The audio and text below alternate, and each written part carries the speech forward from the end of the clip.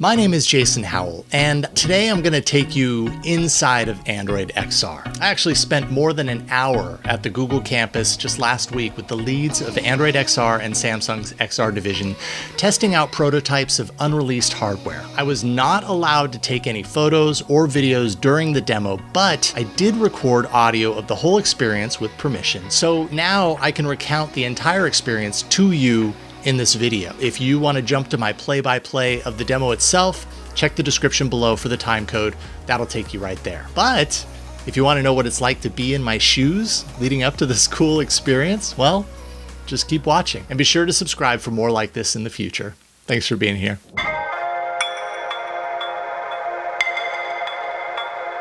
Well, hey, what's up, everybody? I'm Jason Howell, and as you can see, I'm on the road. Don't worry, I have the camera mounted. I'm not holding it, but I thought I'd set this up because I'm on my way to somewhere really exciting, actually. You may remember a couple of months ago, I went to the Made by Google event, and I did kind of a day of vlog, you know, kind of showcasing my experience of the event. Well, now I have another opportunity to do something similar, although it's not quite the same, but it's pretty exciting nonetheless. Google reached out to me a couple of days ago and said, hey, we've got a big announcement coming up. And there are, of course, rules around that announcement. I can't, release certain pieces of information until they say it's time to go. And if you're watching this, well, you know it's time to go. But they said, we would love for you to find out more information about our new effort in extended reality. And ultimately, what they're talking about is Android XR, which is essentially their platform for extended reality devices. It's a version of Android that is tailored for extended reality devices. So you've got VR, you've got augmented reality, all different devices that fall into that category. That's why it's extended, because it kind of captures all of them in one bucket. And so yesterday I got a little bit of information about this effort. And, today they've invited me, I don't know how many people, but they've invited me to my own solo, almost hour-long demo of some prototype hardware to check out their new Android XR effort. I gotta tell you, I'm super excited. I love the potential of virtual reality and augmented reality and all these things. And I feel like in some ways I've been there, at least as far as Google is concerned, from the beginning. More than a decade ago, Google unveiled Google Glass. I was at Google I/O when that happened. And I was also able to be on the ground floor, so get one of the earliest devices. I ended up going out to Mountain View and getting fitted for a pair of Google Glass. And, it was an interesting piece of hardware that I think history has shown was ahead of its time. And it's not quite what we're seeing now. What we're seeing now is definitely much more evolved than what Google Glass was then. But I'll tell you, the thing I loved about Google Glass was I remember driving back from Mountain View, from testing them, from trying them on and having them and wearing them. And it was putting the directions, streaming the directions from Google Maps into my little kind of crystal eye thing. I can't remember what they call it. The overlay over the reality kind of layer that you see just with your own eyes. And I was like, oh my goodness, this is the future. Like, I don't have to look down. I don't have to look over at a touch screen over there. It's just right there, ever present all the time and in my line of view. Turns out though, people were not super excited about the kind of always on camera part of that equation, right? And not to mention, it looked weird. It didn't look like a normal piece of glass, pair of glasses that you might wear. It looked like a futuristic device, which for some people was compelling, for other people was a serious turnoff, and especially with the potential of the camera rolling and you wouldn't know when it was recording. There were a lot of issues there and a lot of pushback. But I will say, in my time with it, I saw so much potential. I had one experience where I was home with my youngest daughter at the time, and she wasn't quite walking yet. And I just had this sense that she was going to take her first steps that morning. So I had my Google Glass all charged up, and I put them on, and I remember sitting on the floor in my kitchen and I'm recording, and I'm like, come on, Savannah, come on, walk towards me. And I have video of my youngest daughter taking her very first steps. And what was so magical about that experience is because I was wearing Google Glass to record it, the video that I was recording wasn't me holding a slab, wasn't me holding a camera and her connecting with the actual me on the other side of it, which was not lined up with the lens or anything like that. She was connecting with my eyes. And because I had glass on right above my eyes, the recorded video, when I watch it now, is like a memory. It's like replaying a memory, and it's just really super cool. So I saw the potential, I saw the possibility there. And we've had a lot of advancements since then, right? Snap spectacles came out a number of years later and kind of proved that there was at least a little bit more of a consumer appetite for something like that, even if they were kind of goofy. But they're still very cool from like what they do from a technological standpoint. And then now we have the Meta Ray-Bans. Those seem to me to be one of the bigger kind of proofs of concept as far as wearables that people are willing to accept. Not only that, they actually look like real glasses. And I think that's a real big key holding back the technology for as long as it has. And I'm hoping that what we're seeing now is kind of a new kind of pathway into the future where these kinds of glasses doing these really cool things, overlays, that sort of stuff, interactivity, all that, don't look like foreign devices. You don't have to take a chance wearing them that someone's not going to beat you up on the street because you look like a dork. They just look normal, and yet they do all of these really cool things.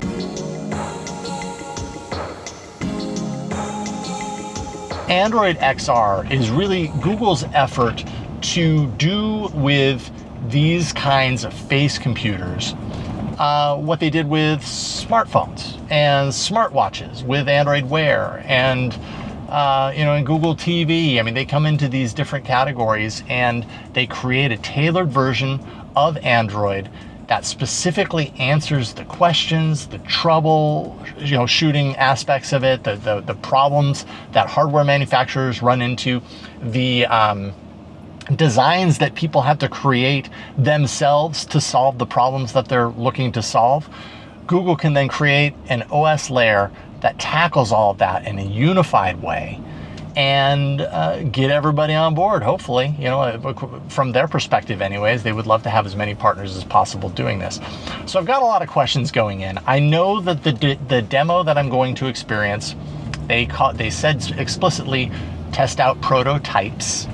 And based on the information that I have at this point, I know that there is the approach of a standard like VR headset. Everything goes away. You're firmly in the VR world, the pass-through for the augmented reality. So, things like having a virtualized keyboard in front of you while you're sitting in your living room, or I want to watch this movie on a really large screen. And so you can do that wherever you happen to be. Still, curious about the hardware aspect of that and how comfortable that is, but that's for another time, I think. But, some of these demos might actually have that. And then beyond that, going away from these like really chonky pieces of headgear and towards glasses, the glasses form factor, the Meta Ray-Bans style approach. Are we getting closer to the point to where these glasses don't look like foreign objects on our head and just look like any other pair of glasses? And I suspect that we are, based on a piece of what I've seen. It's really impressive. So I'm going to have about 50 minutes to play around with this stuff. I'm sure it's a demo experience that they've curated. So I'm really curious to see how much kind of free-form action I have along the way. And then, of course, if you're watching this right now, the news is already out there. So please understand that this is meant to just be more about the experience of what it's like to go through this whole process, get this information, travel down to Google. I'm driving 2 hours from Petaluma down to Mountain View to check this stuff out, similar to the way that I did it, with the Google Glass and Made by Google a couple of months ago.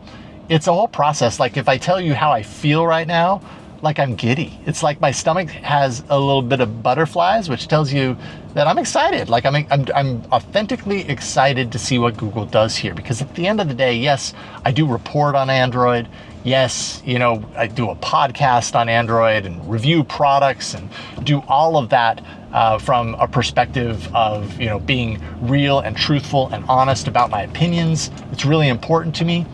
I'm also a fan. Like, I've been with Android for as long as I have because I love the platform, and I love witnessing and being witness to how it's expanding and developing over time into all of these other areas, and hopefully simplifying them and making them just a little bit better. So it looks like I have about 45 minutes left on my drive. Looks like I'm going to get there about 25-30 minutes early, which is about what I want. Once I get there, I'll fire up another recording. But, I'm on my way to Mountain View to check out some cool prototypes. I feel grateful to have the opportunity to do that. And I'm grateful for the opportunity to share it with you as much as I can. They've told me I can't capture any footage while I'm in there, but I can certainly talk about it. So that's coming up soon. Really important thing that I didn't mention is that Android XR is really, as Google put it yesterday, their first OS built around Gemini. It's AI. And that's another really key piece of this equation. More and more Google is building and bringing Gemini into the Android experience, but you got to understand, like, Android's been here. Android has existed, and it's existed without AI. Far before Gemini, it existed before Assistant, and so it was built around that old paradigm, and then fitted into it were all of these artificial intelligence tendrils, so to speak. And so if they're building XR from the ground up, which, obviously they're relying on legacy Android code to do this, so they're not starting from square one, but they are building the platform with that AI in mind from the very beginning. And super curious to see how this plays out. I've used a lot of VR headsets and, some of the augmented reality headsets out there and everything. And I think a really big kind of desire for people especially around augmented reality, is it's the know everything machine. For example, when we watch science fiction, you're scanning around, you look at a tree, you wonder what that tree is. And when we're looking with our eyeballs, that seems to be the best place to surface the information, as opposed to, I see the tree, I pull out my phone, I take a picture of it, I ask a question. Potentially, augmented reality with a really solid artificial intelligence layer built into it suddenly becomes an amazing kind of window into expanding our understanding of the world based on the sensors and hardware inside of there. If there's eye tracking involved, does it know where I'm looking and what I'm looking at when I ask what is that? That's another big question I have. But what does it mean to have an operating system that is built with Gemini at the foundation? And VR, virtual reality, and augmented reality has always seemed to me to be the obvious fit as far as, one great place for artificial intelligence to truly shine and to add this contextualization to the world with low effort, without us needing to pull out that phone in order to do it, without us needing to remember that we can do it. There's just so much, it's rich with information there, locked into the face computer approach and integrating that with artificial intelligence, the way I suspect this might do eventually if it doesn't already. So that's another key point that I'm really looking forward to seeing as I test out some of these prototypes, is what is that interactivity? How straightforward, how easy is it? Does it require a certain syntax? It's one thing that AI is really good at, is it's able to look through, you know, speaking errors or spelling errors and understand or try to figure out what you actually meant to say. That's great because it removes that like need for a syntax, which I think those syntax moments or syntax requirements are really speed bumps for the majority of people.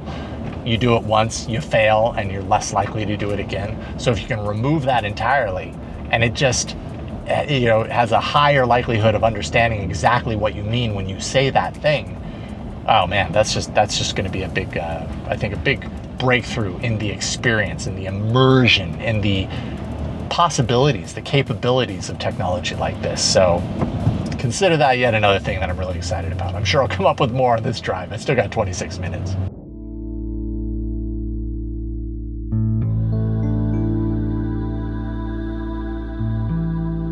Man, I wish I could capture footage from the demo. So now I'm about 7 minutes away. I just realized as I'm driving, kind of getting closer, you know, it's about a half an hour from now before I do the demo. And, you know, the butterflies have turned into a little bit of anxiety, which is, you know, just something that I deal with from time to time. Which I guess just tells me that, you know, experiences like this are important to me. And I don't want to squander the opportunity and the experience. So feel a little bit of that right now, but you know, I think it's normal. I deal with this a lot when it comes to things like this. I definitely, you know, had that a little bit at maybe by Google and other things, you know, when I know I'm going to be talking with someone and I feel like the, you know, the need to do it right or to stick the landing or whatever is strong. You know, I get a little bit of anxiety, but that's okay. I know how to kind of work through that. And, you know, at the end of the day, I always come out the other end alive. Maybe not always entirely unscathed, but it is, you know, it is part of being human, is that I care and I'm excited and I'm a little nervous. So maybe that's relatable. I don't know. All right, there it is. Shoreline Boulevard, BLVD. This is where I get off the freeway, finally.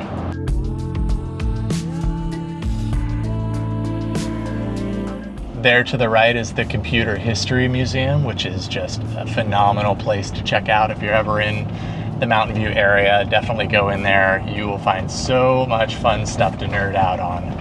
It is really, really cool. Oh, they're going. Have fun. There is a parking structure next door to the office. This is where things get a little nerve-wracking because time is ticking, there's a lot of traffic, there's a lot of construction, and I gotta find the parking lot that they mentioned in the email that may have seemed obvious to them, but doesn't seem obvious to me. We'll get there. All right, so I've made it in. I think I just turned the wrong way. Now I'm in a parking garage and I need to go up, but I need to turn around in order to do that.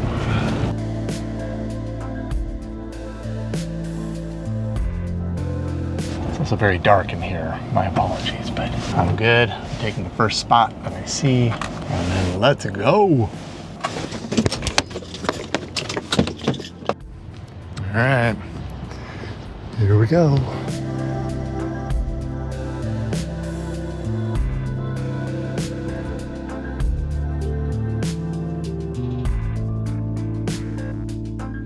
As they say, the eagle has landed. I'm in the lobby. I'm kind of waiting for my media handler to take me back. So very soon here, I'm not going to be able to record any footage. Sorry, but I'll tell you all about it. So I'm excited. Here we go.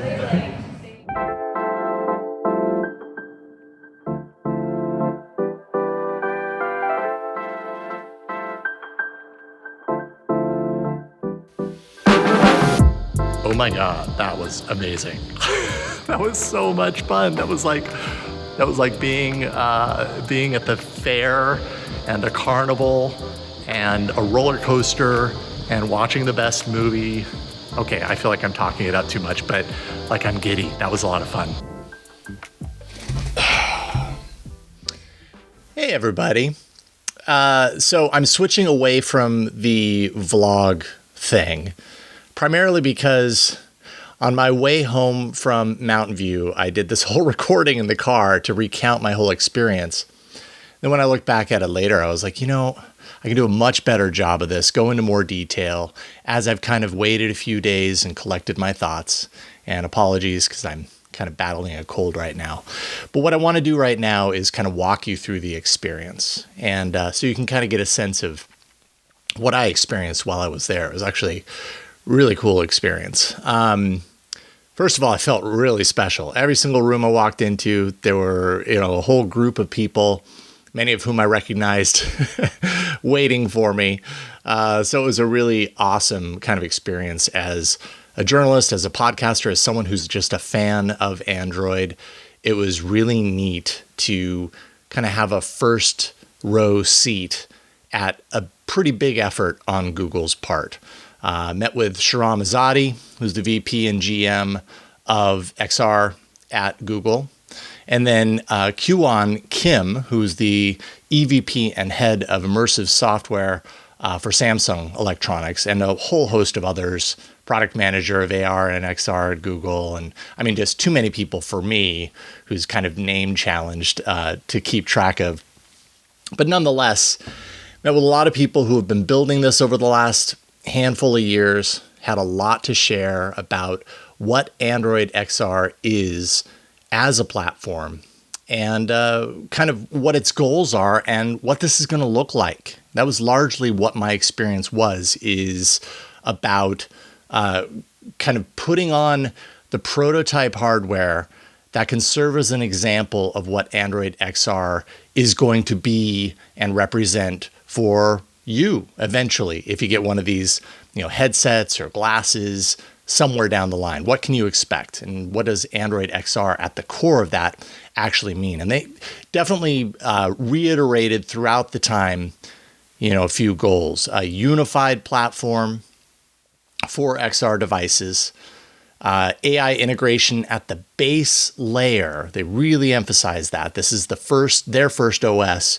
built with Gemini at the core, and multimodal AI just really being at this inflection point. Samir Samat from the team has said that a couple of times that I've heard him say, all of this is at an inflection point. I think it measures up with how I feel as a fan of immersive technologies like virtual reality, like augmented reality, and also as a fan and podcaster, working in the field of artificial intelligence.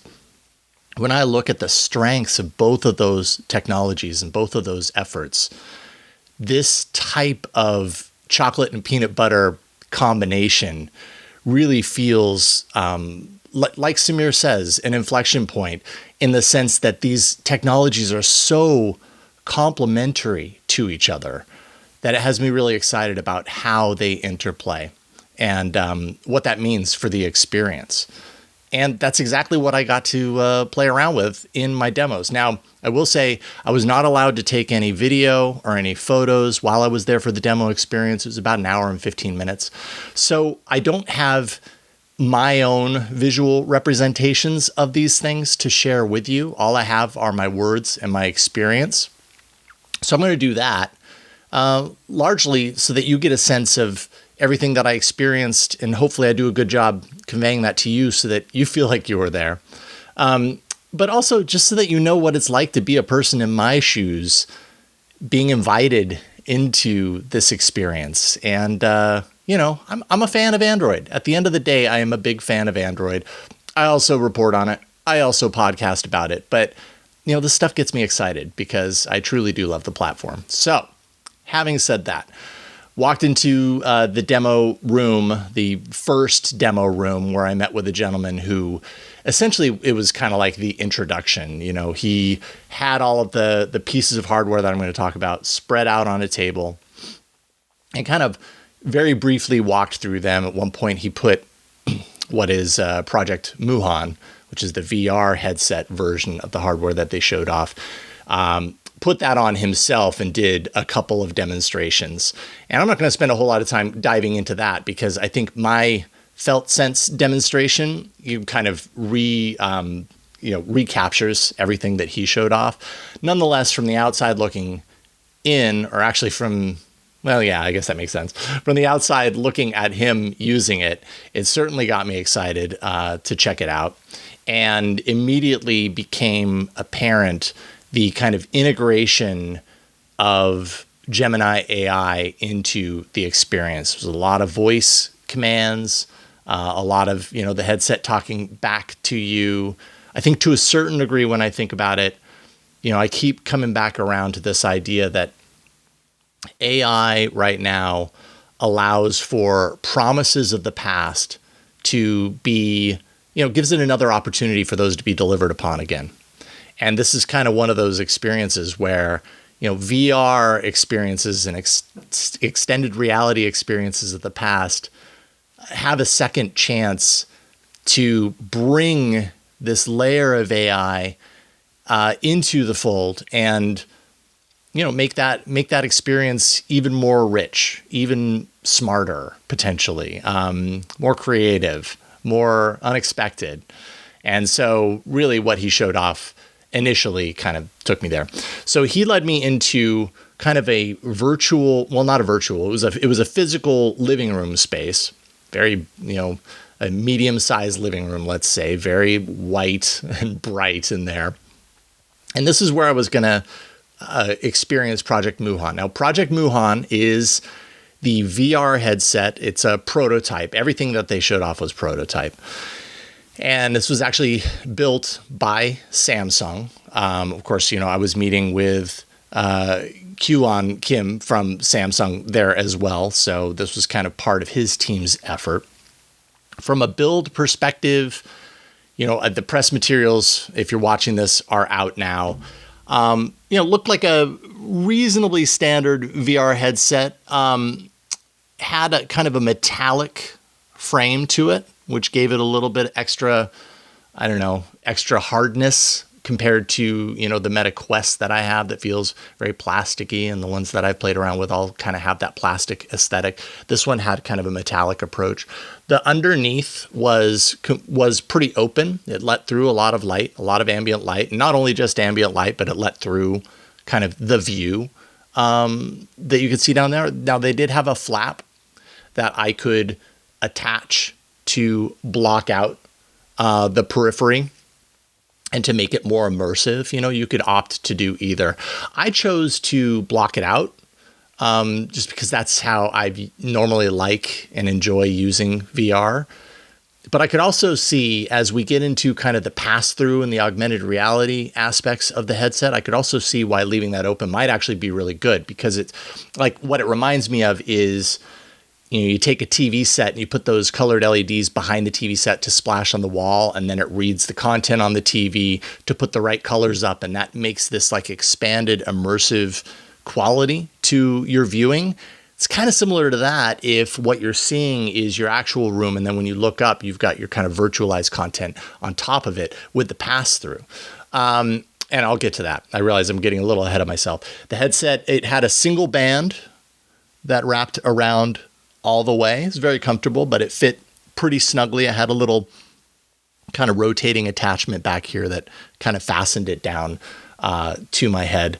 And then it had, a cord down the left side heading down to a battery pack that I wore in my left pocket. So that was the headset itself. On the side, on both sides, it had kind of flat surfaces. I'm not sure if on the left-hand side that was a touch surface. They didn't inform me that it was, and I didn't use it. I'm right-handed.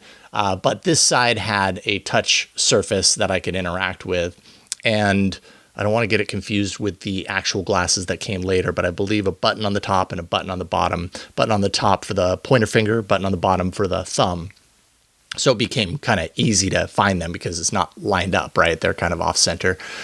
And they had different actions.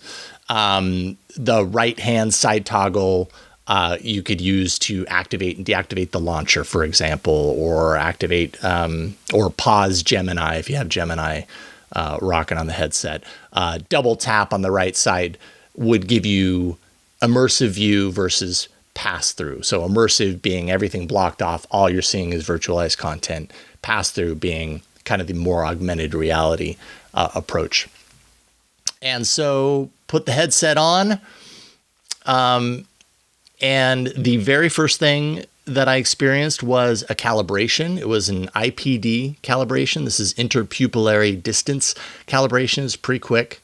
I didn't have to do anything. It's just like it kicked into it, and about 10 seconds later, it made it kind of shortened the distance, I think, between the two lenses to better fit my eyes. I didn't have to work for that or anything like that. And then I was walked through kind of like an onboarding procedure. And these were all the different gestures, and essentially very similar to what we've seen. With my right hand, if I tap my pointer finger, if I just basically pinch with my pointer finger and my thumb, that is a click. If I hold my hand up, it points a ray. And so I see a little ray extending from my hand. And if that points on an object, I can click and that accepts it. That sort of stuff. Was also able to, put up both hands and grab an object and pull it apart, and I could stretch it out. And then when I let go, it would pop. So had a whole onboarding procedure, made a lot of sense. It was also in its own right, pretty fun. And I'd say my first impression here, like I'm used to VR headsets feeling like I'm still looking like at a TV screen. You know what I mean? And I realize as we go along, to higher fidelity in all these different types of displays and formats that we use, things seem real when you're initially using that next step. And then you get used to it and you get accustomed to it, right? Probably the first time that I saw the Meta Quest, I was like, oh my goodness, it looks so real. And then over time, it's like, okay, yeah, it's still, I can see, the screen door effect or whatever it is. But I have to say, like, this was really impressive. And I think what really impressed me about the headset is that when I'm looking through it to the room, the scaling of the room that's in front of me, that's being reproduced by the cameras themselves, and the distance between them, matching my eyes and all that, the scaling felt right. And I don't know that I've ever felt that. I've never had it feel that right before. And the reason, or the way that I knew that, is as I maneuvered around the room, and at one point I sat down on a couch and that sort of stuff, I never had to think twice about my movements. I never felt unsafe, or if I needed to reach out for an object, I was never doing the tenuous, I don't want to reach too fast because I might knock it off the shelf or whatever.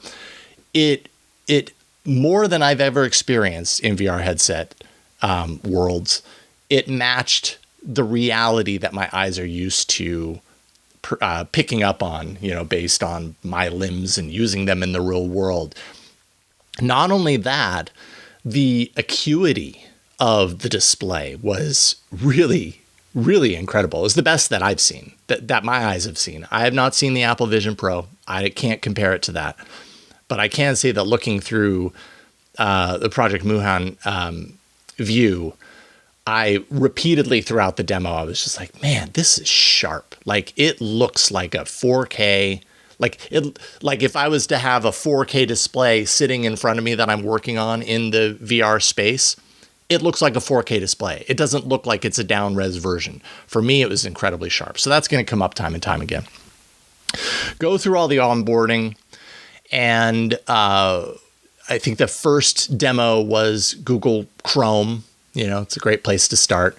And really, this was about, showing multiple windows. You could position windows if you move your pointer slightly out of the actual browser window. This hidden frame kind of comes into view, and that's what you can grab and kind of shuffle it around, or you can stretch it out to resize it. You could flick a window, and it had this really nice physics. It didn't just kind of go whoop, whoop, and stop. It like, it's kind of like shuffleboard. It was like and fall into place. You could grab an object and push it away from you or towards you. And what's interesting about this is the spatialized recognition of the room meant that when I did that, I could push something behind a couch or in front of a couch. It would recognize that I'm pushing that object behind a physical object in the room. Now, the downside to this is when I let go, it didn't stay behind the couch.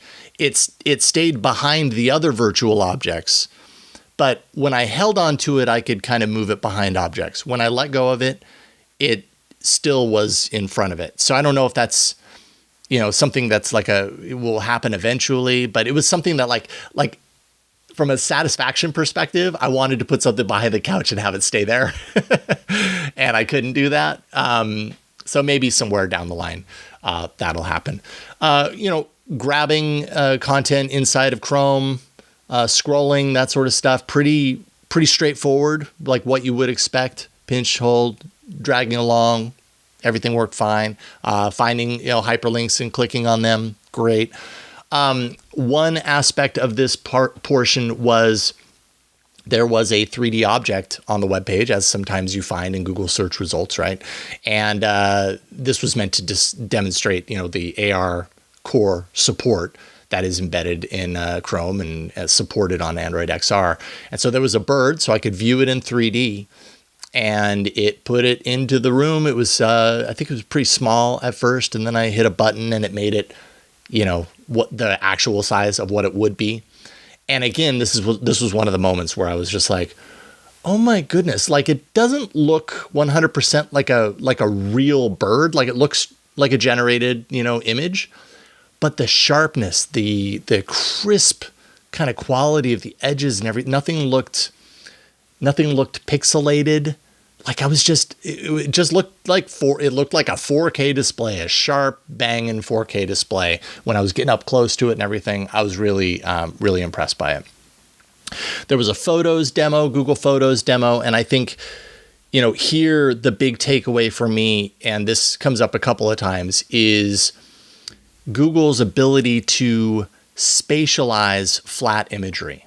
And so the new Google Photos that works within Android XR is going to allow you to take any of your pictures, any of your videos, and I believe the processing is in the cloud.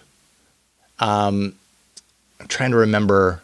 Pretty sure that's what they mentioned, is that this is offloaded, the processing. So I don't know if it's done automatically. So I don't know if your entire library is just automatically converted into spatialized, or if it's done at request. I don't know how that process works. Nonetheless, they showed me images that were flat images, and you could view them in the headset and pop them into an immersive mode or in a spatialized mode. And their AI has converted these flat images into spatialized images. And so, one of the examples was one of the people on the team, photo from 6 years ago where they were traveling somewhere. And it was this, I believe it was a woman who was standing at the base of this tree with hundreds of branches, kind of like jungle-like branches hanging down everywhere. And this was a flat 2D image that was converted into a spatialized image by their system.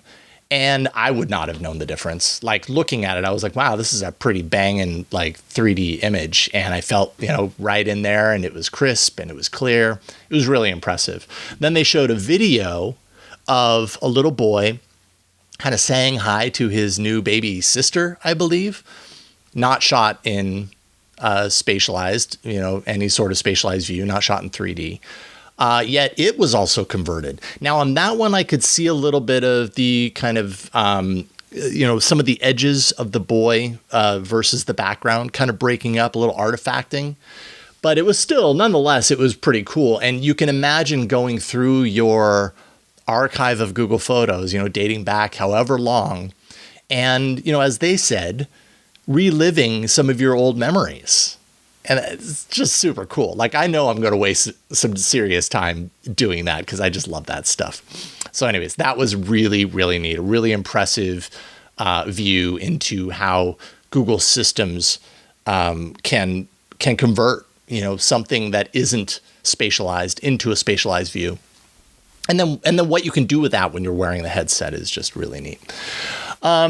Another thing that they showed off a lot was kind of the multimodality of things. And specifically at one part, the multimodality of controls. There was a desk in the room, a standing desk. It had an actual physical Bluetooth keyboard and mouse on it.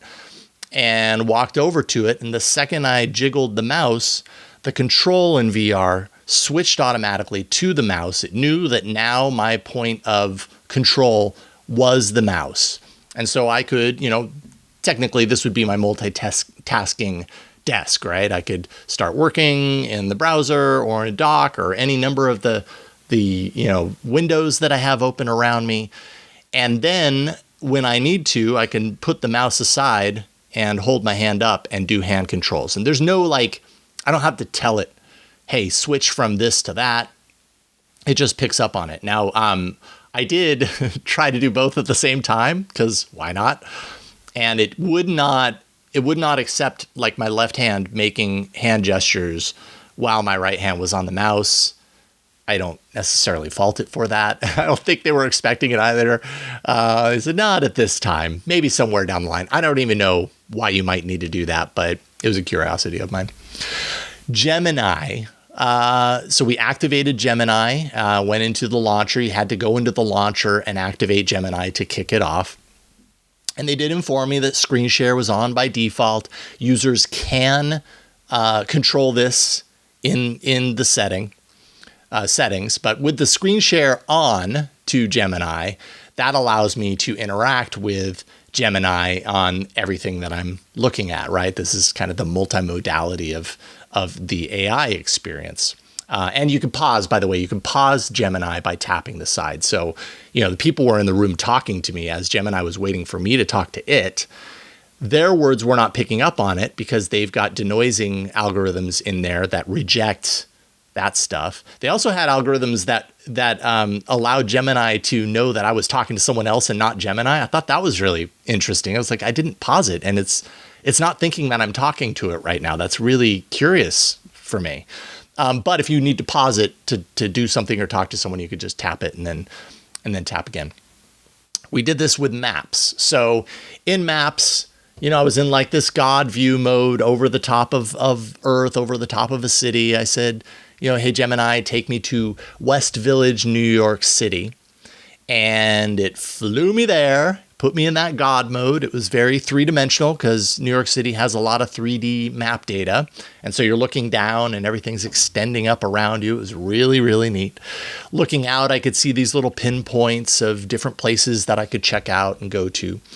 And I could also, switch into Street View mode. I did try and ask Gemini to go into Street View, and it didn't know how to do that. I'm sure that'll come somewhere down the line, but I had to actually click to go into Street View.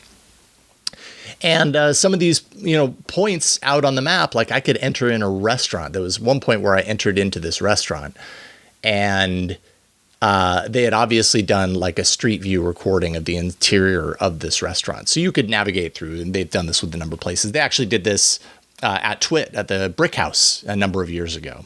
So that was in the Street View maps data for a while. But what was interesting is here we are back again to their capabilities around making situations or making flat imagery spatialized, because this interior that I was walking around inside this restaurant was 2D imagery, but it had been spatialized. And it wasn't perfect. Looking around, it was a little fuzzier than a lot of the other stuff I had seen already. But I felt like I was standing inside of that restaurant. It gave me a real solid sense of what it means to be at that restaurant and to potentially eat there or whatever. It was really, really something else. I think that was one of the real big takeaways for me is Google's really good at spatializing flat imagery. It was pretty remarkable.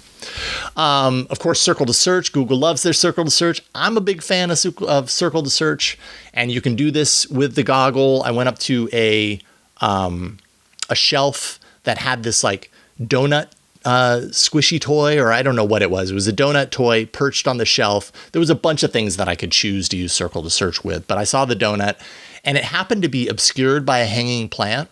So between me and the donut was like this plant limb. And I figured, why not? Let's do it anyways. And so I initiated Circle to search. Can't quite remember exactly how I initiated it, but then I, drew a circle in the air. It circled around it mostly. It didn't follow my circle exactly. It was it's kind of like the image that it clipped out was a little clipped in a way that I hadn't clipped it. But anyways, it is beta. And sure enough, it found it. It found it in the search, even though the limbs were down in front of it. That kind of gives you a sense of like the power of a Circle to search type experience out in the wild. If you happen to be wearing, well, you probably don't want to be wearing Project Moohan out in the wild. You might get beat up, but nonetheless, pretty cool, extension of what Circle to search can do. YouTube, there was a couch in the room. So again, this was an example, at least this stood out for me, sitting down onto the couch. I didn't feel like I had to be all tenuous and reaching around and everything. I just like walked over to the couch and sat down. So the scaling and distance of everything felt really, really dialed in.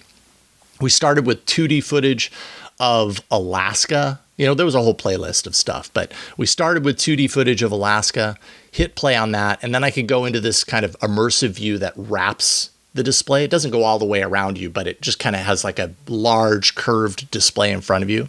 And that was impressive because it was 2D. They weren't doing any spatialization technology or processing on it at all. Yet it was so crisp and beautiful that you kind of wouldn't know. Like it was shot so well and presented so well that you almost wouldn't know that it wasn't in 3D in front of you. At least that's how I felt watching it. So I was pretty impressed by that. That was called full space mode, by the way. There was a full space mode icon that you could do to get that immersive kind of like curved screen presentation. And then I clicked on a video that was 3D footage of the redwoods. It was not shot for Android XR specifically. It was just 3D footage, in I think 4K resolution. And once again, it was just like, all right, I want to watch some 3D movies on this thing. And YouTube has a ton of 3D content already out there. So if you get one of these things, you're going to have a lot of footage to pick from. And it looked really great. They are utilizing foveated rendering. So wherever your eyeball happens to be, that's where the highest resolution is being rendered. That worked really well. I couldn't even, I was trying to tell. I was trying to, pick up on glimpses outside of kind of where my eye was hitting to see. And I couldn't. So I guess that's a good thing. Also, spatialized audio. So if I'm watching the view and, there was I think the next demonstration that I'll talk about was in a theater. If I turn my head, of course, the audio kind of stays in the front if that's what I'm looking at. So that's nice as well. Finally, to wrap up this room, Google TV. And this was not just a Google TV demonstration. This was another mode of control because this was eye tracking. And so we kicked into a calibration process, took about, if I had to guess, probably about 30 seconds. But it was, looking at these dots on the screen, and that was the whole calibration. It totally felt like I was at the optometrist, getting my eyes checked or whatever. And then from that point on, once the calibration was done, if there was a control surface on the screen, if there was an icon to be clicked or whatever, if my eye looked at it, it would kind of highlight a little bit, or it would kind of grow slightly. It'll let me know that I'm controlling that element. My hand is just in my lap. I'm not holding it out so that the camera sees it. I had my hand just in my lap. Now, initially I had my hand kind of facing down like this, my hand's on my lap. And what you do is when you look at the thing, you pinch and that registers the click. The idea is that you shouldn't have to be in an unnatural position in order to do this. You can just kind of relax. But because my hands were kind of facing down, it had a hard time registering it. So I did have to turn my hand upwards in order to do the click. But that was kind of it. And it worked really well. That was a lot of fun. I'm really excited to see what this leads to when we've got eye tracking. What can you do? What can developers do with that to create some really interesting things? Obviously, this is going to be explored in the realm of pass-through and augmented reality and, maybe the circle to search thing. Maybe you don't need to circle anymore. Maybe you just kind of look at it and pinch and it tells you. I don't know. That's just a guess. But really, this was kind of the end stop for the multimodal control kind of demonstration. I'd use my voice, I'd use my hands, I'd used separate peripherals and devices, and then of course I've used my eyes. And there I pulled up. There was a carousel of movies, and I pulled up Oppenheimer. I pinched, it played, saw it in that theater mode view, and then of course the spatialized audio when I moved my head side by side. Whew, it's a lot of detail. I hope you're following along. But it's fun for me to recount this and just have it logged. Okay, went to another room, and here I was presented with a glasses prototype. And this is really cool. The glasses, I would say, in many ways, they represent my memory of what we saw at the Project Astra demo at Google I/O earlier this year. So I don't know if they're the same exact frames. I wouldn't be surprised if they are, but they certainly reminded me of that. Black, little chunky, but not overly chunky. They actually looked pretty good, if I do say so myself. And kind of slippery. The first glasses prototype that I put on were monocular. They only have one view, one screen embedded in the lenses. The frame itself, again, has a touch surface, has a button on the top and a thumb on the bottom. So there's some similarity there between Moohan and the glasses. And this information is streaming from your phone. So you're connected to your phone while you're wearing these glasses. And yeah, the touch sensitive area, scrolling and zooming was kind of part of that button, again, for the top with your index finger, bottom for your thumb. So that's all there is about that. I have the monocular lens in the right eye on this one. This is Raxium's MicroLED technology, which I can talk about in a bit, but it's really, really impressive. We first looked at, well, no, you know what? Heck, I'll just talk about it now because I'm already kind of talking about it. So this was an acquisition by Google. Raxium was an acquisition, I can't remember, like 2-3 years ago. And all we've known about their development around Raxium is that they were going to utilize this technology for augmented reality hardware. And, here we are. This is what I saw in the prototype that I used. Excuse me. It's a micro LED technology, high efficiency, high brightness, high resolution, high density. If I had to, they showed me the display itself, and I don't know if this is, I'd say it's that big. The display itself is that big. That little hole in between my fingers that I'm trying to accentuate there. But it was so bright and so sharp. And they gave me this lens that filtered it by like 90% or something like that, and increased the size by like 10x. And what do you know? It was the size that I saw in the glasses. Super compact, if I had to guess, like about an eighth the size of a micro SD card, if that makes sense. The really small card. An eighth the size of that. And then as far as the frames are concerned, so you've got that screen inside the frame, and then it's projected into the lens from the shoulder of the frames. There's a waveguide that directs the light onto a reflective surface on the lens that then bounces that light onto your eyes. And yeah, it looked really good. It didn't take up a huge amount of space, so I don't know how to represent it for you, but because I'm looking through my eyes, so I know. But it's kind of squared in the center of your eye where you happen to be looking, which could be a little distracting if you're talking to someone and you're using it at the same time, because you don't see that someone on the other side of it. I mean, you kind of do, but you really see the display. But yeah, it's not like it takes up the entire lens. It's just like in the center. Okay. So that's my best description of that. Initially saw a calendar item, for a coffee event. That was there when I first put on the glasses. It did fade away over time, and I could push the side of the frame to get that back. So, that's kind of an example of it streaming calendar data to the glasses while you're wearing them, let's say. Maps. So in this experience, when I'm looking up and walking, it's giving me the directions, kind of written out the directions, turn left at blah, blah, blah in whatever. As I begin to look down, it starts to fade in kind of a top-down, three-dimensional looking, but this is monocular, so it's not true 3D, but three-dimensional looking representation of the map. And it kind of fades in. It's a very graceful kind of transition. And so you can imagine walking down the street, always looking straight. And if you need that extra kind of direction, you can look down. You probably don't want to walk around downtown with your head facing down all the time to get that view. Although it's kind of enticing because the view looks so cool. But anyways, so that was neat. But really the big part of this demonstration was Project Astra, which we saw at Google I/O earlier this year.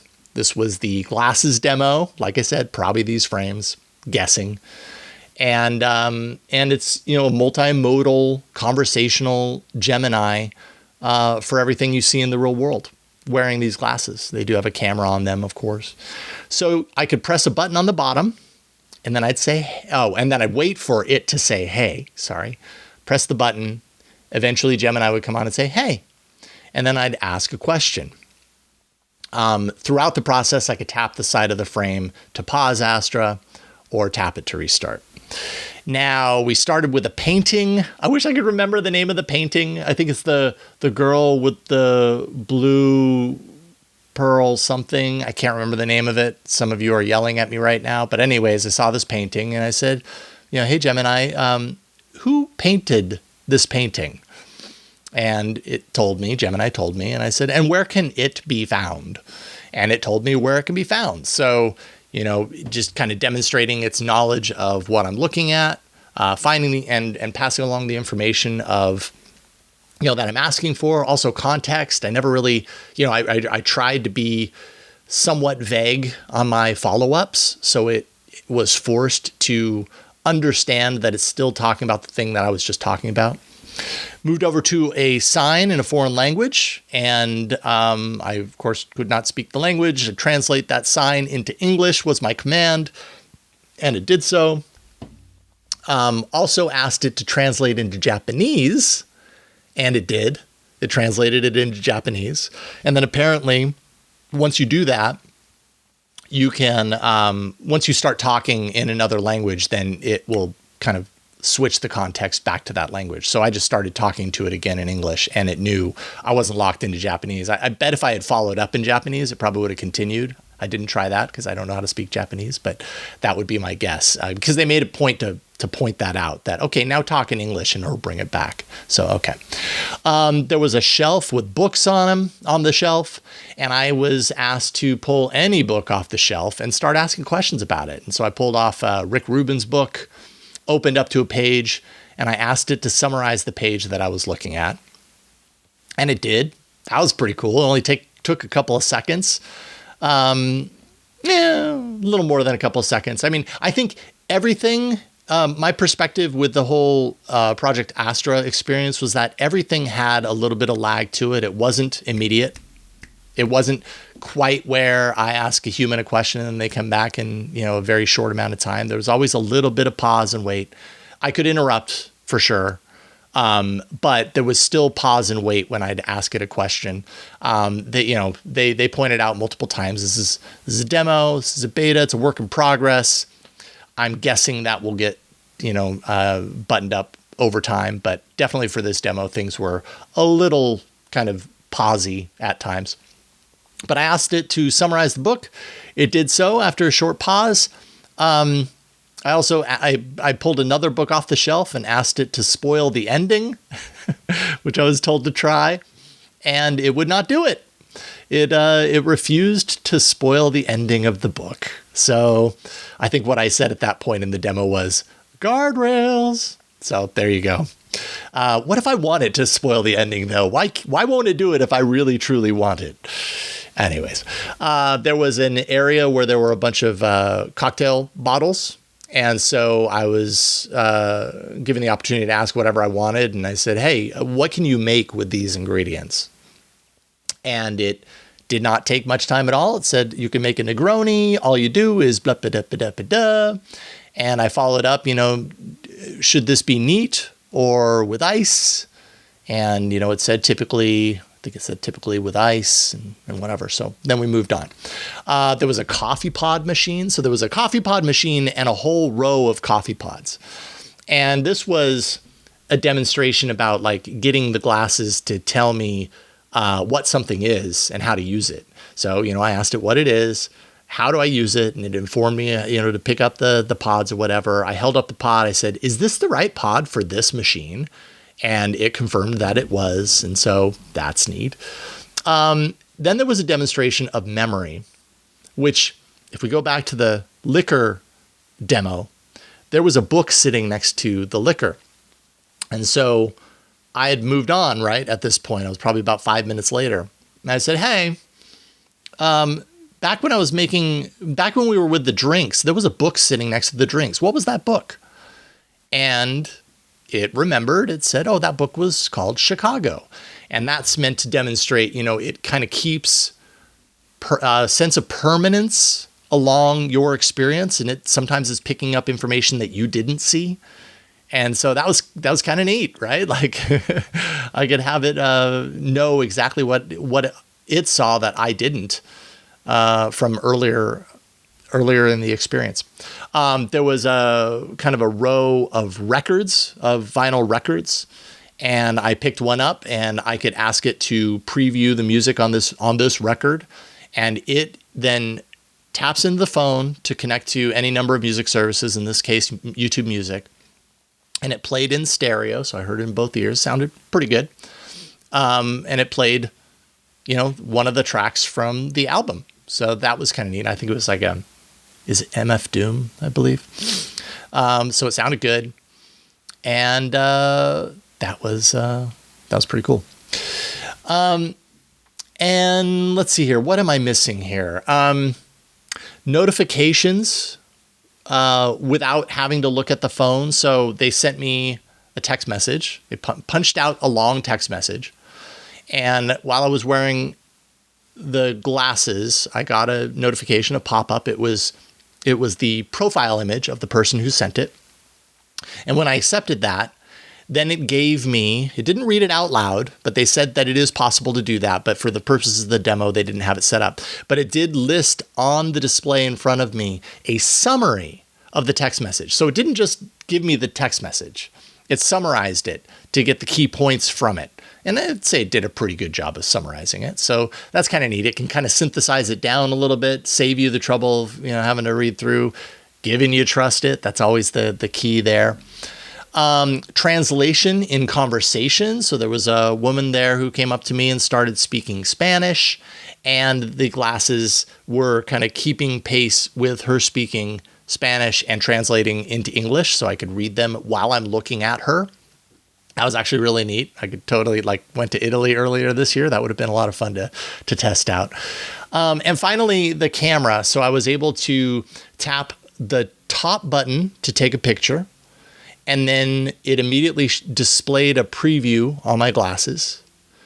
And then that image actually appears in Google Photos on the phone immediately because, as I said earlier, these glasses are streaming information to and from the phone. They're not acting on their own. They are connected to your phone. So that's how that happens.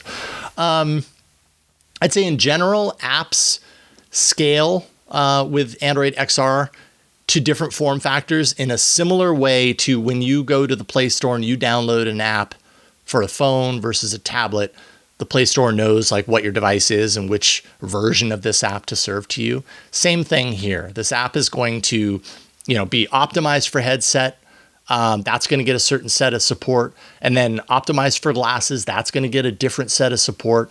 So essentially, developers will not have to make, a ton of different apps for different form factors, thankfully. Just, put in the lines of code that are required to scale those things appropriately based on what the headset is or what the glasses is or the form factor and whatever other form factors that we haven't gotten to at this stage of this whole, fun journey. They did also show me a binocular version of the glasses. So that is display in both eyes, a little bit thicker, a little bit heavier, because you're adding one more display. So that makes sense. And all the machinery or the technology to reflect that into your eyeballs. Apps, of course, can be optimized for this configuration. So that adds depth to the maps experience, which I experienced when I looked down. It actually kind of jumped out at me versus just kind of being a flat 2D rendering of a 3D experience. And by the way, in maps, I could swipe my fingers to zoom in and out on that map. So that was kind of neat. And then finally, they did show off the transparent version of the glasses that took the Raxium MicroLEDs that I saw earlier in the demo and allowed me to really, I hope that they sell a 3D or a see-through version of these frames because they were really cool looking. But you can kind of see the technology and you could see the waveguide and how it directs the light in and how it all worked. Okay. That's pretty much it. And I know that was a lot. I know that's dense. I sometimes with these things, I don't know how to be concise.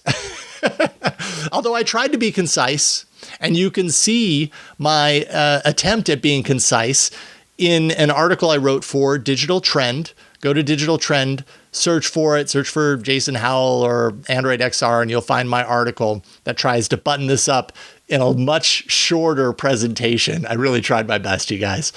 And I should also mention that I'm super excited to announce that Shahram Azadi, again, VP and GM of XR at Google, is going to be a guest on Android Faithful next Tuesday, December 17th, 2024. So if you're catching this on the launch day of Android XR, you've got it to look forward to next Tuesday. Just go to androidfaithful.com. That's kind of our web page where it has, all of our podcast information, including how to watch live and all that kind of stuff can be found there. But super excited to talk with Shahram about this announcement, especially kind of fueled with my experience. You know what I said at the end of it all? I said, I got to do more of this. Like, I enjoyed this experience. If part of this video was about, yes, part of this video is about the news. Obviously, that's the biggest deal here. On a personal level, this video is also about me having the opportunity to do something that I really haven't had the opportunity to do before. Feeling like I've been included in on news of something that not a lot of people knew about. And it just feeling really special throughout the whole process. And like, I felt the wonder, walking into Google and looking around and just knowing, I'm going to check out some prototype devices, you guys. Like, this is so exciting. Like, this is why I love technology, because it puts a smile on my face. I get to see things I've never seen before, and I get to do it with people who are as passionate about it as I am. So aren't we so lucky? We're lucky to live at this time in the world of technology. I can't wait for more on this front to see where this develops. I really hope to get my hands on some review hardware when the time comes. Again, all of this was prototype hardware, so it's not available necessarily for consumers to go out and buy. But, you got to know that this stuff is coming. This is why Google has built Android XR as a platform. It wants to be there, part of the conversation, doing for XR what it did for Android on smartphones and tablets and wearables. I mean, opening up this wide playing field for its OS to be used by everyone who wants to make cool new experiences with cool new hardware. And I'm just so tickled to be at the front row of it all. So thank you, everybody, for watching. Thank you to Google for the ability to do this. I really had a wonderful time. And yeah, looking forward to more on this front. I really appreciate you all watching and being here with me, and we'll see you next time. Bye, everybody.